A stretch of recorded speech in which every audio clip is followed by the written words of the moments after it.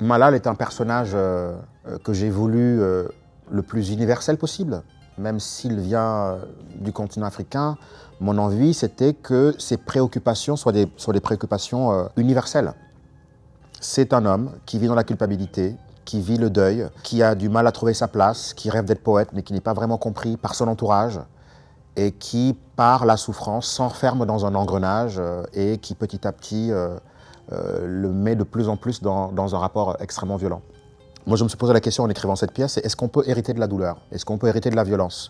Et à partir de là, comment rêver? Comment rêver d'une manière la plus juste possible, la plus déconstruite possible? C'est un travail presque impossible à faire, tellement les histoires se sont mêlées et il y a quelque chose à écrire. Donc oui, j'ai voulu pousser ce curseur un peu en disant, tiens, qu'est-ce que ça serait si un personnage rêve de quelque chose, mais que la chose rêvée, le monde rêvé influence le monde habité, le monde vivant.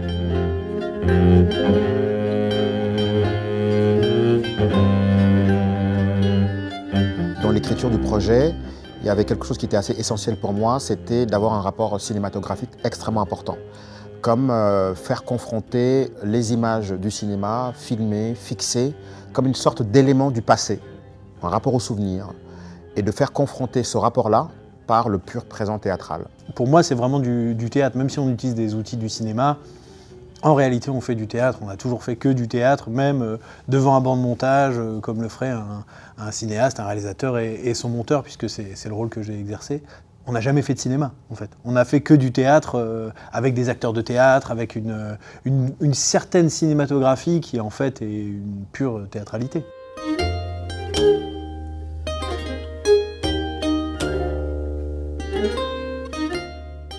On a eu la chance de pouvoir faire déjà 3 résidences musicales en amont. C'était hyper agréable parce qu'en fait, on a eu la chance d'avoir le temps d'essayer des choses ensemble, en effet. Comment chacun pouvait trouver un espace donné sans se confronter trop. On travaille beaucoup sur l'improvisation.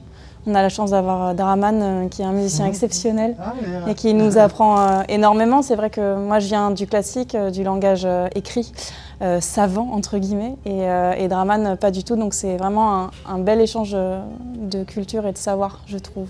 D'un coup, la flûte Peul peut reprendre un thème baroque. Nous, on va s'essayer les instruments de culture plus classique à des rythmes mandingues. Et ouais, c'est ça. Petit à petit, sensiblement, trouver un langage ensemble. Moi, je viens du trad et de la musique classique et c'est quelque chose que moi, je ne joue pas d'habitude. Donc et là, on s'échange des choses et en fonction, et ça donne une direction, quoi. On arrive à créer quelque chose qui me semble unique.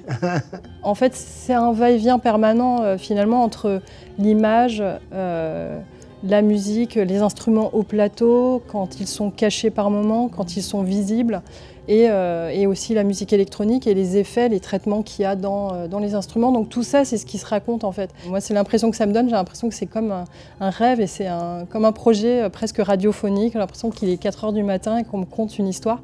Mais il y a la vidéo. Mais la vidéo, pour le coup, enfin je dis vidéo, mais c'est des très très belles images et qui viennent nous conter aussi quelque chose, mais qui sont aussi de l'ordre de la rêverie et qui laissent place complètement à l'imaginaire de chacun. J'ai un peu découvert que j'étais l'autre en arrivant en France, en fait. Et cette expérience-là, qu'elle soit humaine et artistique, le rapport, je dirais, de la société française ou occidentale en général, et disons un équilibre que j'ai toujours et que je continue à devoir trouver entre le continent africain et le continent européen, entre le Sénégal et la France, entre le jour et la nuit, entre les rêves et la réalité. Et c'est ce fil-là que je voulais tisser dans Fadiar.